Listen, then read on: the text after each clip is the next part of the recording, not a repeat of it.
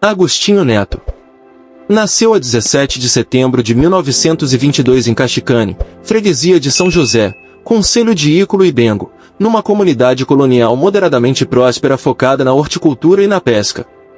O distrito, que no fim do século XIX era o centro do metodismo em Angola, floresceu sob comando do bispo metodista de Luanda, que era maçom, e ganhou favor do regime republicano em Portugal, governado por maçons após 1910. O seu pai, Agostinho Pedro Neto, era um catequista de missão metodista estadunidense em Luanda, sendo mais tarde pastor e professor nos Dembos, que conseguiu colocá-lo no primeiro degrau da escada do sistema de educação, que permitiu a ida de Agostinho posteriormente a Coimbra e a sua graduação como médico na Universidade de Lisboa, e de Maria da Silva Neto, professora das escolas primárias da região. Quando Agostinho Neto tinha 4 anos, deu-se o golpe de Estado que transformou Portugal numa ditadura militar, e em 1932 é concedido a Antônio Salazar poder ditatorial. Durante o seu regime, as despesas governamentais, especialmente nas colônias, foi extremamente reduzida, e levou-as a subsidiar a metrópole. A escravidão e a exportação de escravos foram legalizadas em 1910, contudo, regimes de trabalho análogos à escravidão foram continuados, como o sistema de trabalho compulsório e violentos castigos físicos para inadimplentes. Apenas 1% da população negra de Angola era considerada civilizada ou assimilada, a qual Agostinho pertencia, e consequentemente, estava isento de obrigações de trabalho e de impostos sobre os salários ganhos em condições duras. Agostinho fraternizava com os seus contemporâneos brancos e mestiços, e casou posteriormente com Maria Eugênia, uma mulher branca, foi pai de 3 crianças mestiças. Mais tarde, a integração de Agostinho no mundo lusófono levou a problemas com puristas anticoloniais. Ao seus pais mudarem-se para Luanda, obtém em 10 de junho de 1934, o certificado da escola primária, e em 1937 inicia seus estudos secundários no Liceu Salvador Correia, concluindo os mesmos em 1944. Após concluir o liceu, foi contratado pelos governos gerais do Estado da África Ocidental para servir como funcionário dos serviços de saúde, no Malange e no Bié, neste tempo ampliando sua visão do problema colonial. Deixa Angola e embarca para Portugal, a fim de frequentar a Faculdade de Medicina da Universidade de Coimbra. Em Coimbra torna-se um dos fundadores da seção da Casa dos Estudantes do Império, SEI. Na SEI funda a revista Movimento, em colaboração com Lúcio Lara e Orlando de Albuquerque, e o grupo Vamos Descobrir Angola, que deu origem ao movimento dos novos intelectuais de Angola. Em 1948 ganha uma bolsa de estudos pelos metodistas estadunidenses, transferindo sua matrícula para a Faculdade de Medicina da Universidade de Lisboa, continuando sua atividade no seio da SEI. A educação de Neto conduziu-o à literatura, com as primeiras poesias publicadas em 1948. A escrita em prosa era perigosa para autores com aspirações nacionalistas. Contudo, a poesia, rica em figuras de linguagem, colaborava para a divulgação subversiva. Em 1950 foi preso pela Polícia Internacional e de Defesa do Estado, PIDE, em Lisboa, quando recolhia assinaturas para a Conferência Mundial da Paz, ficando encarcerado durante 3 meses. Ao ser solto, Agostinho Neto, em parceria com Amílcar Cabral, Mário de Andrade, Marcelino dos Santos e Francisco José Tenreiro fundam, clandestinamente, o Centro de Estudos Africanos. A instituição viria a ser fechada pela PIDE em 1951. Em 1951 é eleito representante da Juventude das Colônias Portuguesas, JCP, junto ao Movimento de Unidade Democrática, Juvenil, MUDJ, grupo fortemente ligado ao Partido Comunista Português, PCP. As atividades no JCP rendem-lhe uma nova prisão pela PIDE, em Lisboa, em 1951. Em 1955 foi novamente preso por suas atividades políticas no JCP e no MUDJ, sendo condenado a 18 meses de encarceramento. Esta última mobilizou muitos intelectuais em seu apoio, que fizeram uma petição internacional a pedir a sua libertação, entre eles Simone de Beauvoir, François Mauriac, Jean-Paul Sartre e o poeta cubano Nicolás Guilhem. Libertado em julho de 1957, dedicou-se em finalizar seus estudos, licenciando-se em Medicina pela Faculdade de Medicina da Universidade de Lisboa, em 27 de outubro de 1958. Especializa-se em pediatria no Hospital de Dona Estefânia e em medicina tropical do ultramar lusitano pelo Instituto de Higiene e Medicina Tropical.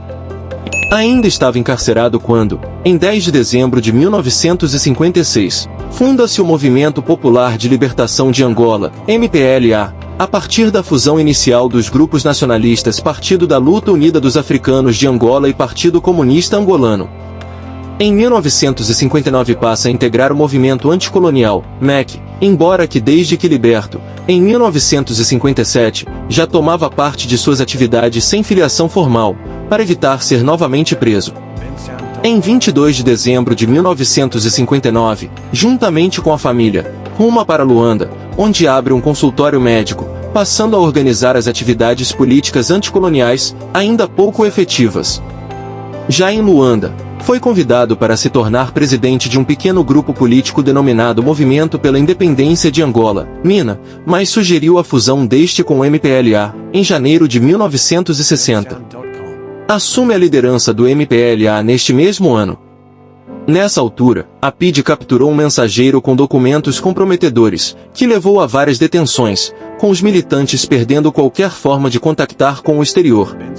Dado que a PIDE estava estabelecida em Angola desde 1957, baseada inclusive no modelo inspirado na Gestapo da Alemanha nazi, Agostinho foi capturado a 6 de junho de 1960 por suas atividades políticas em Luanda, e foi enviado para a cadeia do Algarve em Portugal, sendo pouco depois deportado para o arquipélago de Cabo Verde. A esposa e seu filho o acompanham.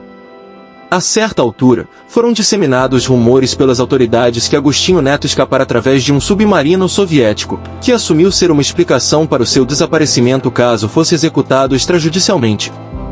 Quando foi capturado, as pessoas da sua terra natal organizaram uma marcha em protesto pela sua libertação. As autoridades coloniais responderam violentamente com munição. 30 pessoas foram assassinadas e 200 feridas no massacre de Ículo e Bengo. Em Cabo Verde, inicialmente fica instalado na prisão de Ponta do Sol, Ilha de Santo Antão, sendo posteriormente transferido para o campo do Tarrafal, onde fica até outubro de 1961. Em ambos os locais, respectivamente na Enfermaria da Ponta do Sol e no Posto Sanitário da Ribeira Grande, e na Delegacia de Saúde do Tarrafal, sua pena acaba sendo comutada em serviço comunitário médico pela PIDE. Agostinho escreve alguns de seus principais poemas enquanto preso.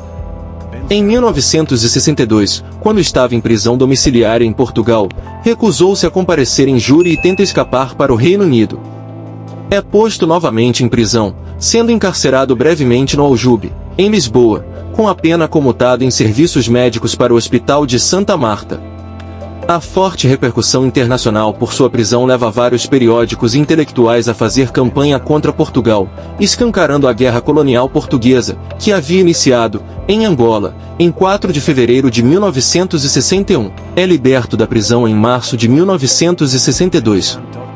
No ínterim de suas prisões, inicia a luta política e armada, quando, em janeiro de 1961, nos campos de algodão da Cotona, de uma empresa luso-belga, ocorreu um foco de revolta sindical laboral na Baixa do Cassange, que levou o regime com a sua pequena força aérea a bombardear as aldeias que se recusassem a plantar algodão para o governador obedientemente.